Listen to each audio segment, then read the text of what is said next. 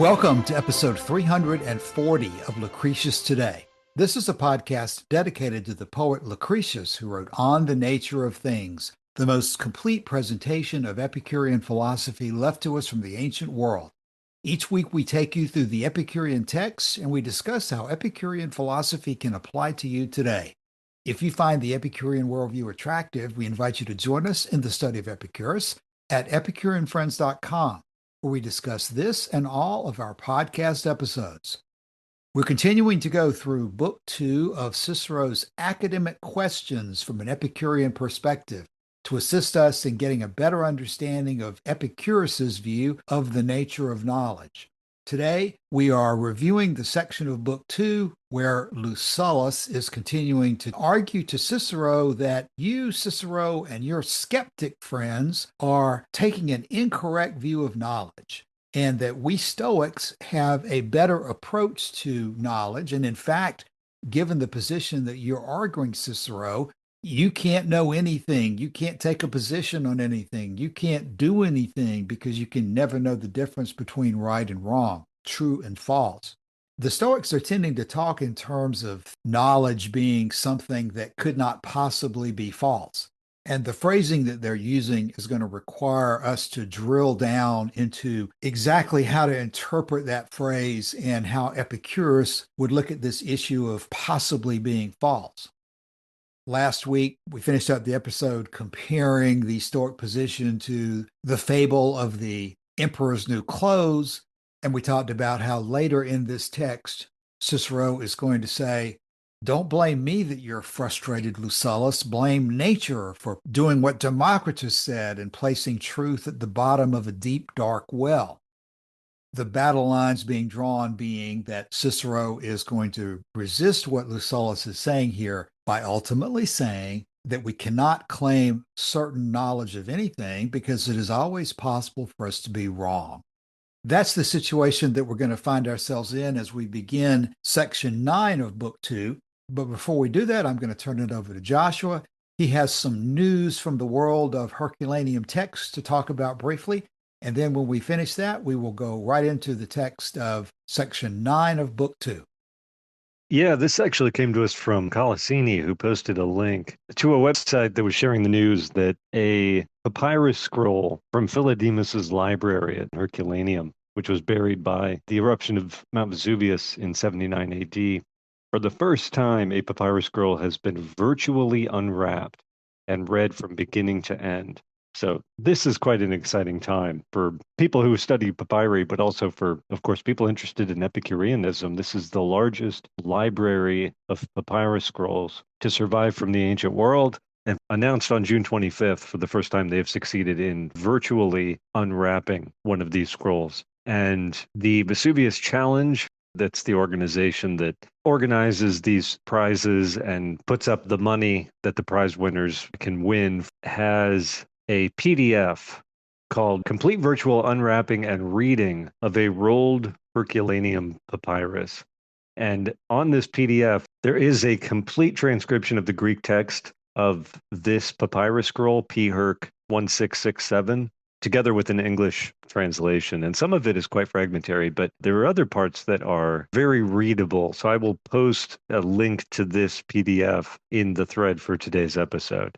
This is where you can see the Greek text and see the English translation that has been produced of this complete papyrus scroll from the ancient world. It brings us back to the century that we've been exploring in this book, Academic Questions, which was written by Cicero in 45 BC. It brings us back into the villas and into the country estates of these upper-class Roman citizens who were engaged in political strife in the public sphere and who were discussing philosophy and culture and literature in private with a group of friends in these villas, not unlike the one that was buried in Herculaneum by the eruption of Vesuvius. So I will post that link, and thank you to Colosini for bringing this to our attention. Yes, thanks, Colosini. You're welcome. And with that, I think we're ready to move finally into section 9 in Academic Questions. We are still engaged in Lucyllus's presentation of Stoic epistemology and his contention with Cicero and the other skeptics that knowledge is possible. a position that he shares with the ancient Epicureans. Section 9 starts out this way.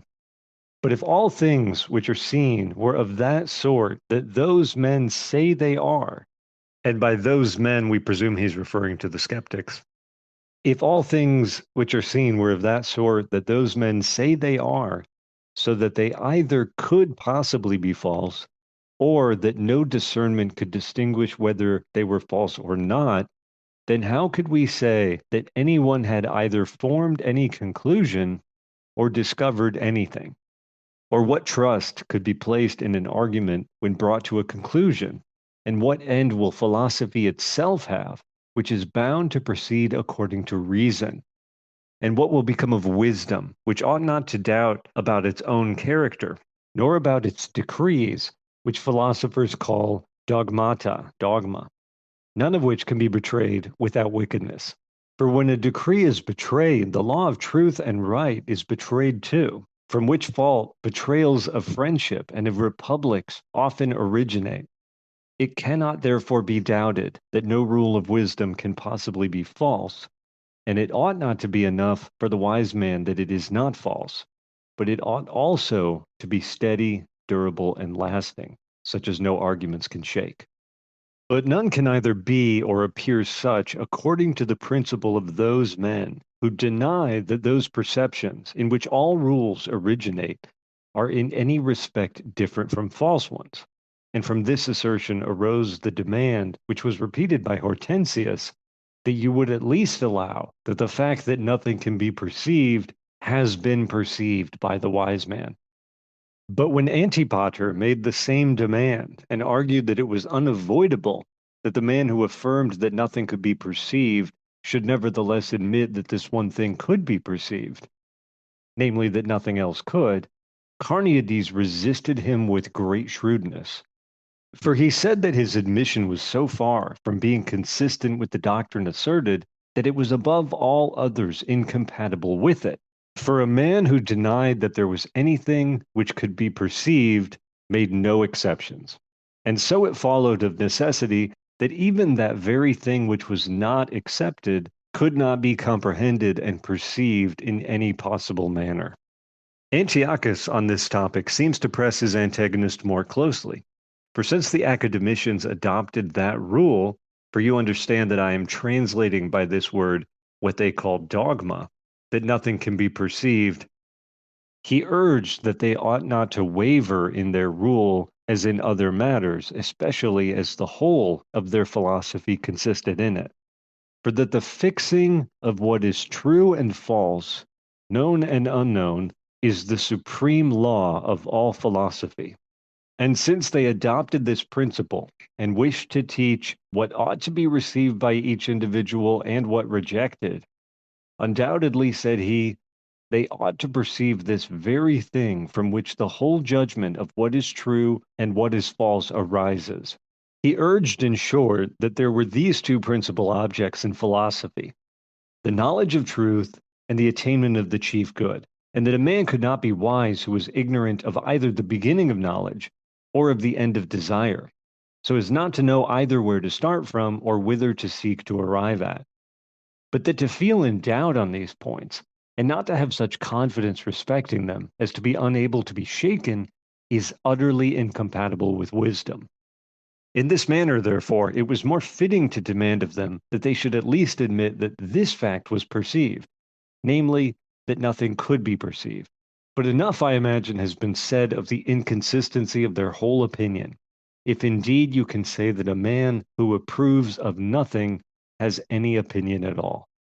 This is going to be another long section for us to go through over the next several weeks, but I think it was useful to read the entire thing first, because the further we got into Lucullus's argument, it seems to me, the more clear it got. We'll return to the beginning of the paragraph in just a second, but just to comment on the names that were mentioned here, Antiochus and Carneades. They were well known for taking different positions on this issue of skepticism. And based on what Lucullus is saying here, I would apply it back to the question of Socrates. That's what everybody knows and comes back to. When Socrates took the position that he knew nothing, Was Socrates being logically consistent in order to take that position? Because it certainly sounds like he's saying that he knows nothing. And that question has consumed a lot of argument in the intervening centuries.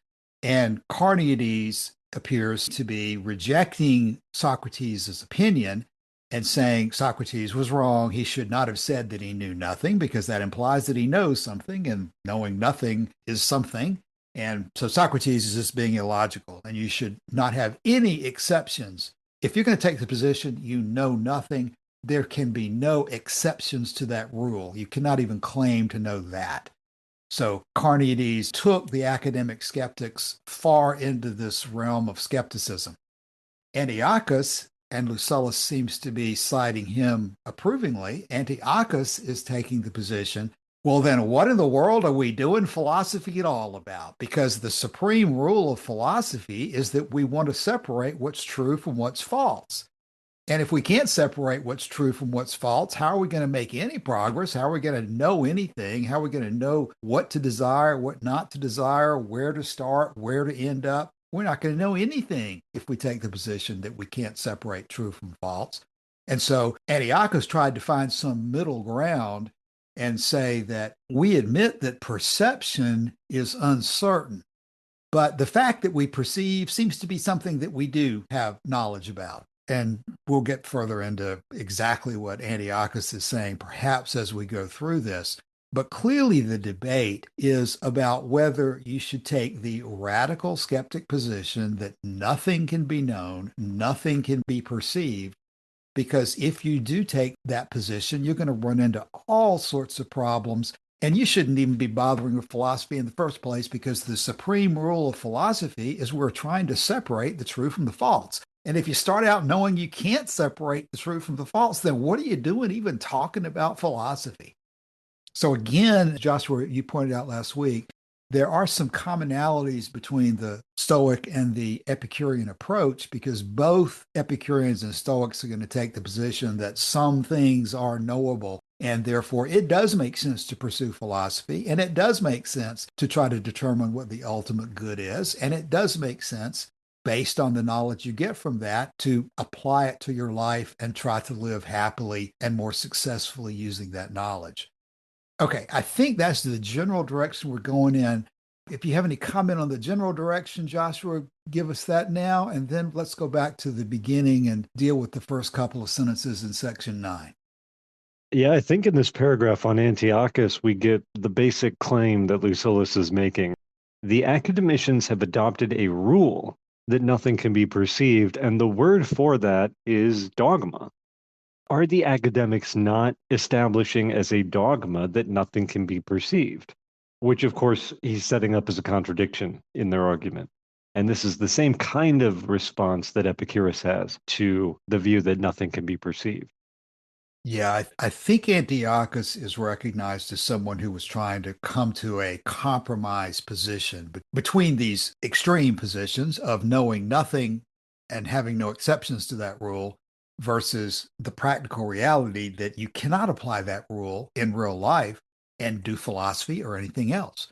So Antiochus, I think, comes to us as someone who was trying to resolve this question within the academy, but he was not willing to go with Epicurus and go down the road of following the position that all sensations are true and that we validate knowledge through the senses, anticipations, and feelings. Antiochus is no Epicurean, but he is practical enough to have observed the incompatibilities, inconsistencies, and ultimate lack of practicality of the extreme skeptic position. Exactly. And as Lucullus says in the very last sentence, it is fitting to demand of them that they should at least admit that this fact was perceived, namely that nothing could be perceived.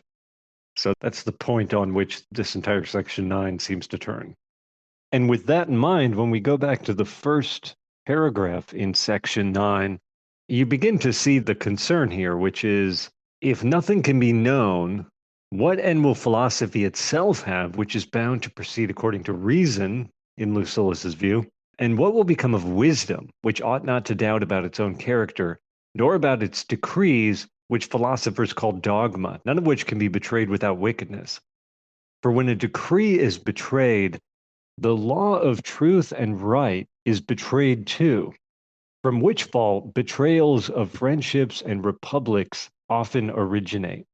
It cannot therefore be doubted that no rule of wisdom can possibly be false, and it ought not to be enough for the wise man that it is not false, but it ought also to be steady, durable, and lasting, such as no arguments can shake. This is a very powerful statement that Lucullus is making, and he's making it to Cicero, the poster child of the Roman Republic, the paragon of wisdom in defense of public policy and wisdom in defense of the just city. But what Lucullus is saying is, if nothing can be perceived, if nothing can be known, then what happens with wisdom? If you can't know anything, then you surely can't be called wise. And if there's no wisdom, if the decrees of wisdom are not obeyed, if the decrees of wisdom are betrayed, the law of truth and right is betrayed, from which fault betrayals of friendships and of republics often originate. This idea that what they're experiencing here in 54 BC or 45 BC or whatever it was, in the waning years of the Roman Republic, that this is traced back not to Caesar's ambition or to the instability of the Roman constitution or, economic or socio-political factors, but he's tracing it back to when you say that nothing can be known, you are betraying wisdom and you are betraying philosophy. And these are the supports that allow us to navigate friendship and to navigate politics. And without these supports, this is why these institutions fail. It's a very interesting argument to be making to Cicero, of all people. And it's very similar in some ways to what we get a glimpse of in Thomas More's Utopia. Because in Thomas More's Utopia, there's a similar point about a lack of philosophy leading to a ruin of society. But it's very interesting the direction that Thomas More goes in setting this up. He says, as to more philosophy, the utopians have the same disputes among them as we have here in Europe. They examine what are properly good, both for body and mind, and whether any outward thing can be called truly good, or if that term belong only to the endowments of the soul. They inquire likewise into the nature of virtue and pleasure, but their chief dispute is concerning the happiness of a man, and wherein it consists, whether in some one thing or in a great many. And somewhat surprisingly, they seem indeed more inclinable to that opinion that places, if not the whole, yet the chief part of a man's happiness in pleasure. And what may seem more strange, they make use of arguments even from religion, notwithstanding its severity and roughness, for the support of the opinion so indulgent to pleasure, for they never dispute concerning happiness without fetching some arguments from the principles of religion as well as from natural reason, since without the former, they reckon that all our inquiries after happiness must be but conjectural and defective. Their religious principles are that the soul of man is immortal, that God, of his goodness, has designed that it should be happy, and that he has, therefore, appointed rewards for good and virtuous actions and punishments for vice, to be distributed after this life. Though these principles of religion are conveyed down among them by tradition, they think that even reason itself determines a man to believe and acknowledge them, and freely confess that if these were taken away, no man would be so insensible as not to seek after pleasure by all possible means, lawful or unlawful, using only this caution, that a lesser pleasure might not stand in the way of a greater, and that no pleasure ought to be pursued that should draw a great deal of pain after it. For they think it the maddest thing in the world to pursue virtue.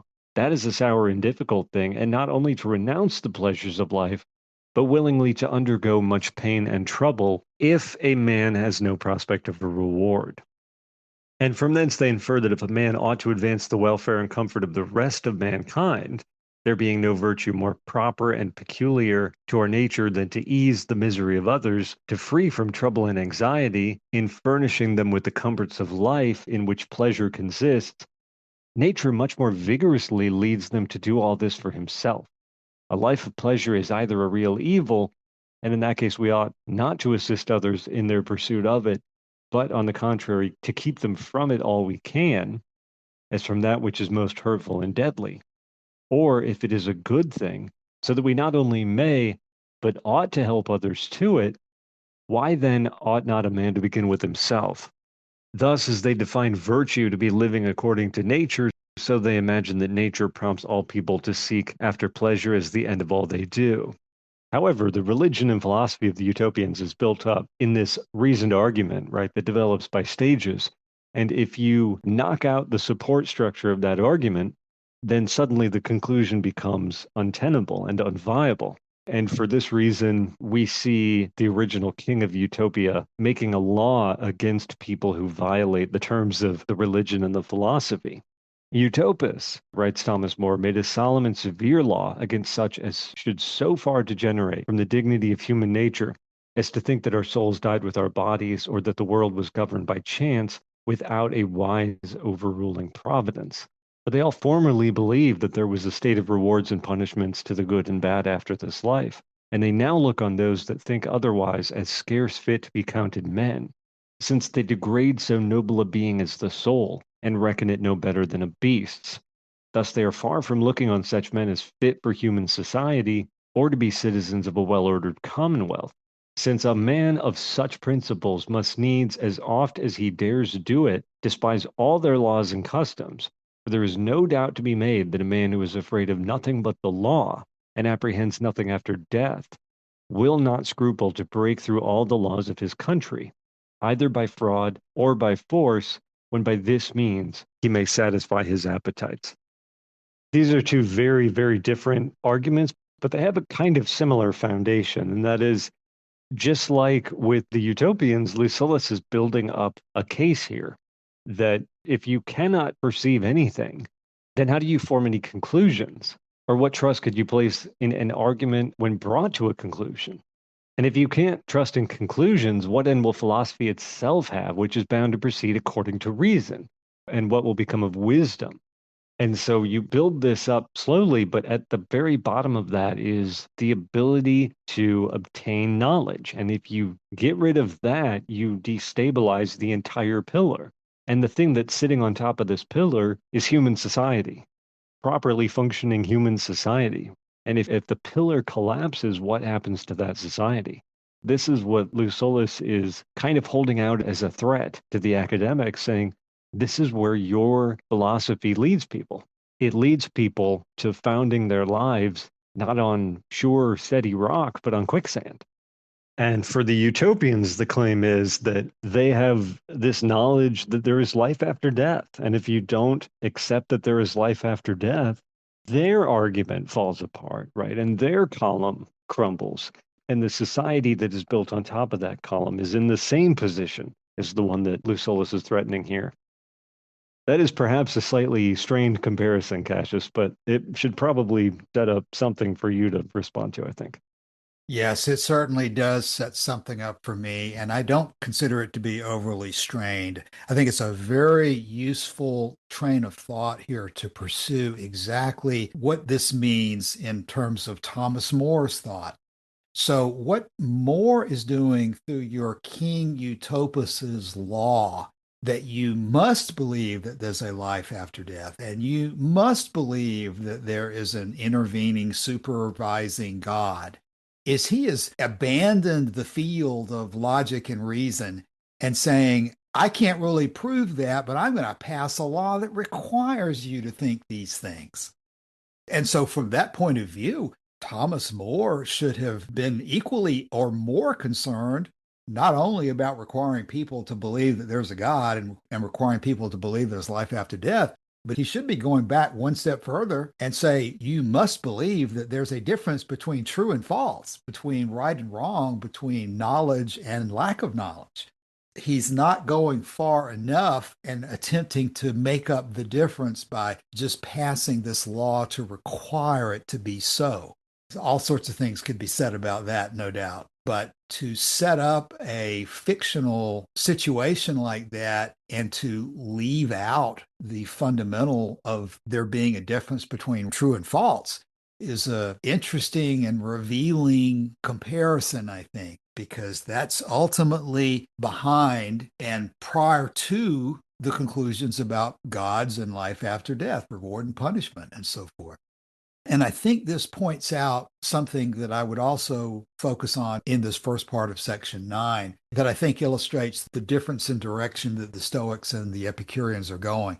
And I always hate to put too much emphasis on choice of precise words, but at least the way Young here has attempted to translate the Latin, when he talks about for when a decree is betrayed, the law of truth and right is betrayed too. I don't think that Epicurus generally is going to talk in terms of the law of truth and right. He's going to have truth and falsity. He's going to have right and wrong. But as far as it being a law, and again, that may not be in the original Latin, this may just be Young, but the tendency to perceive truth and error, right and wrong as being the result of a law rings of this supernatural based approach to things that the Stoics took.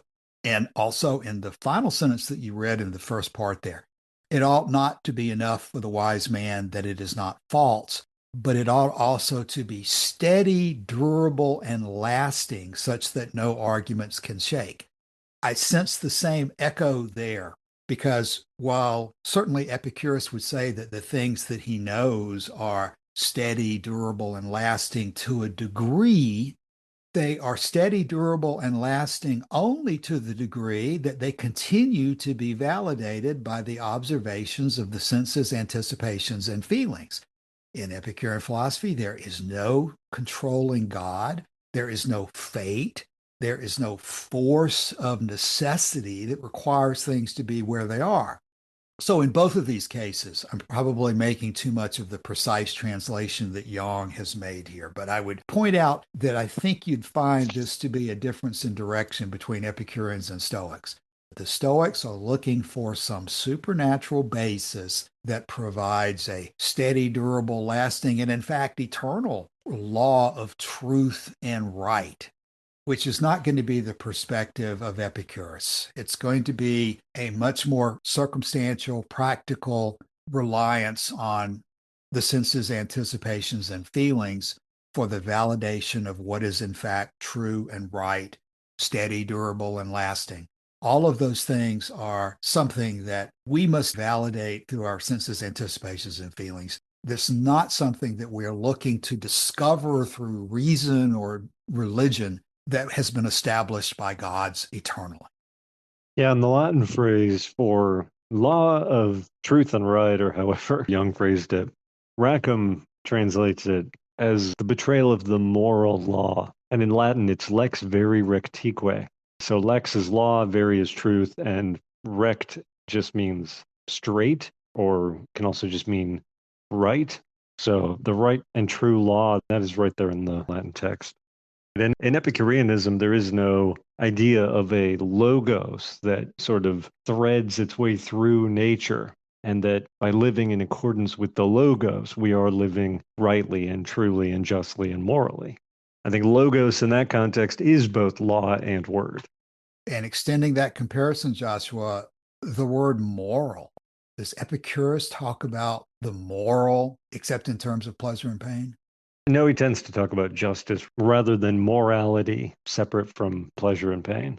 Cicero, of course, has given us this famous expression, o tempora, o mores, right, which is, oh, the times, oh, the customs, is a kind of lament at the way the world is going, which apparently appears in 4 of his extant speeches, but is most famously the opening of his first oration against Catiline in the Catiline conspiracy.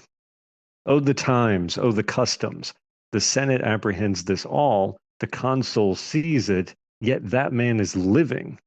Living? Nay, truthfully, he even comes into the Senate, takes part in public council, notes and remarks with his eyes each and every one of us for slaughter. We, however, brave men, do seem to do enough for the Republic if we dodge the rage and missiles of that man. So there are definitely differences between the way that Lucullus approaches the question of whether anything can be perceived and the way that the Epicureans approach the question.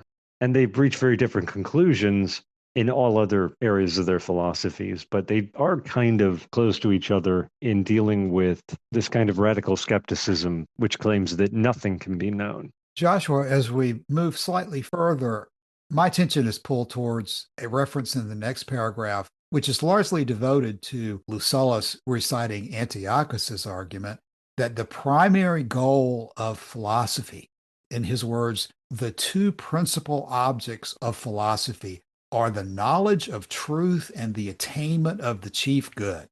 Again, I think this argument is very persuasive. I can hardly imagine what Cicero's response is when you say, like Lucullus does, that the whole goal of philosophy is to know truth and to attain the chief good. How does Cicero even begin to respond to how you can do those things without knowledge? Well, let's talk first about where Okay. Plato and Socrates end up on this question, who lean into skepticism as it refers to the material world of sense perception. Because where they go in Plato's Republic is the allegory of the cave, which I know you're always excited to talk about, Cassius. This is the distinction they make between the world of becoming, the world of mere becoming, the world of everyday lived experience, and on the other side, the world of pure being, the world where truth and good come together and remain together perpetually and unchangingly. Because this is the realm of the ideal forms. This is the realm where you've escaped the shifting sands of sense perception and you've ascended up into this stasis of truth and goodness and beauty. And of course, as Socrates says in discussing which of the arts that the Greeks celebrated, whether it was drama or these athletic competitions or poetry or music, which art is going to get you there, he falls back on geometry. The knowledge at which geometry aims is knowledge of the eternal. That's how you acquire knowledge of the truth and the attainment of the chief good. For Cicero, this doesn't come until after you die. As we read in Tusculan Disputations, his view was that as long as you're trapped in your body, as long as the soul, the ethereal quintessence of the soul, is locked in your gross concrete flesh, it can't make the ascent up to the ether where it belongs and where it will eventually merge with the Godhead. And so, looking to Tusculan Disputations, we can get a sense of his view stated in section 18 of Tusculan Disputations. I will have nothing at all to do, he says, with the fortuitous concourse of light, individual, and round bodies. Notwithstanding, Democritus insists on their being warm and having breath, that is to say, life. But this soul, which is compounded of either of the four principles from which we assert that all things are derived, is of inflamed air, as seems particularly to have been the opinion of Panaetius, and must necessarily mount upwards, for air and fire have no tendency downwards, but always ascend. So should they be dissipated, that must be at some distance from the earth. But should they remain and preserve their original state, it is clearer still that they must be carried heavenward, and this gross and concrete air, which is nearest the earth, must be divided and broken by them. For the soul is warmer, or rather hotter than air, which I just now called gross and concrete, and this may be made evident from this conclusion, that our bodies, being compounded of the earthly class of principles, grow warm by the heat of the soul. We may add that the soul can the more easily escape from this air, which I have often named, and break through it, because no swiftness is comparable to the swiftness of the soul, which, should it remain uncorrupted and without alteration, must necessarily be carried on with such velocity as to penetrate and divide all this atmosphere, where clouds and rain and winds are formed, which, in consequence from the exhalations of the earth, is moist and dark. But when the soul has once gotten above this region and falls in with and recognizes a nature like to its own, it then rests upon fires composed of a combination of thin air and a moderate solar heat, and does not aim at any higher flight. For then, after it has attained a lightness and heat resembling its own, it moves no more, but remains steady, being balanced, as it were, between two equal weights. That, then, is its natural seat, where it has penetrated something like itself, and where, wanting nothing further, it may be supported and maintained by the same aliment or food which nourishes and maintains the stars. Now, as we are usually incited to all sorts of desires by the stimulus of the body, and the more so as we endeavor to rival those who are in possession of what we long for, we shall certainly be happy when, being emancipated from the body, we at the same time get rid of these desires and this rivalry. And that which we do at present when dismissing all other cares, we curiously examine and look into anything, we shall then do with the greater freedom. And we shall employ ourselves entirely in the contemplation and examination of things, because there is naturally in our minds a certain insatiable desire to know the truth. And the very region itself where we shall arrive at, as it gives us a more intuitive and easy knowledge of celestial things, will only serve to increase our desire for knowledge. For it was this beauty of the heavens, as seen even here upon earth, which gave birth to that national and hereditary philosophy, as Theophrastus calls it, which was thus excited to a desire of knowledge. But those persons will in a most especial degree enjoy this philosophy, who, while they were only inhabitants of this world and enveloped in darkness, were still desirous of looking into these things with the eye of the mind. In all three cases, Thomas More's Utopia, Plato's cave analogy, and Cicero's view of the soul ascending to union with the Godhead, in all three of these cases, the thing that holds people back is the heedless pursuit of manic and irrational pleasure.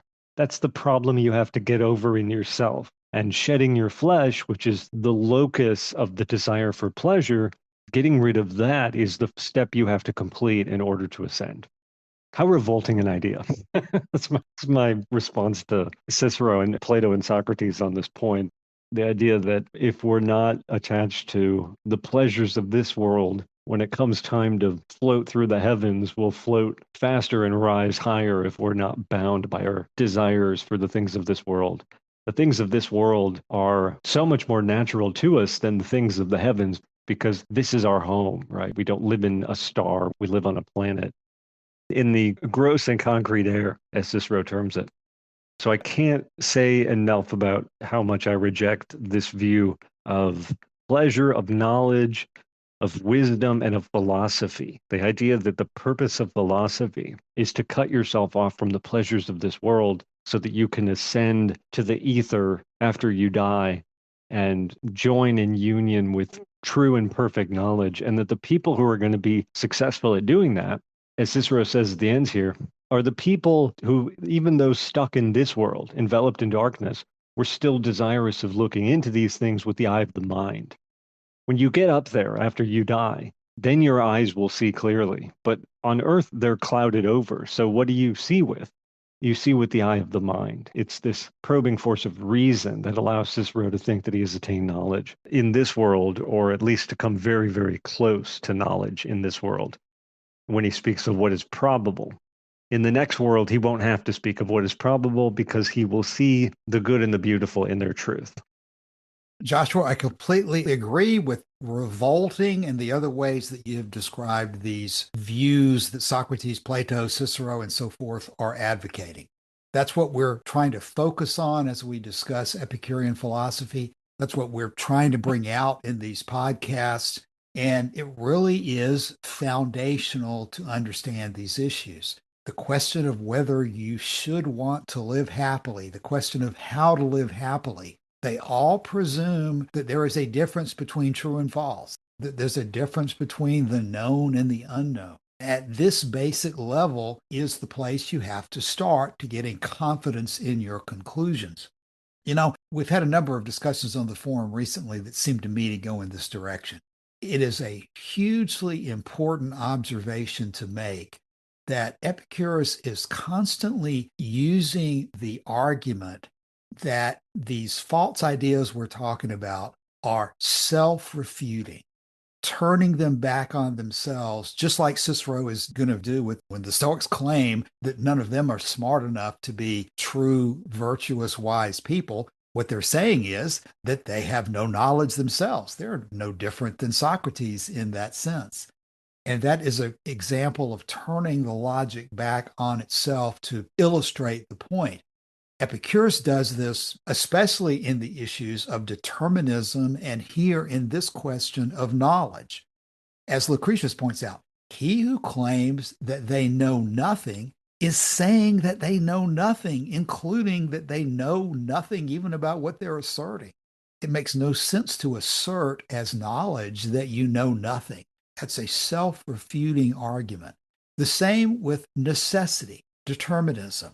It makes no sense to claim that you're going to argue in favor of necessity because when you go back far enough in the argument, you're eventually claiming that you yourself are making your argument by necessity, that the person who is arguing with you or agreeing with you is taking their position by necessity.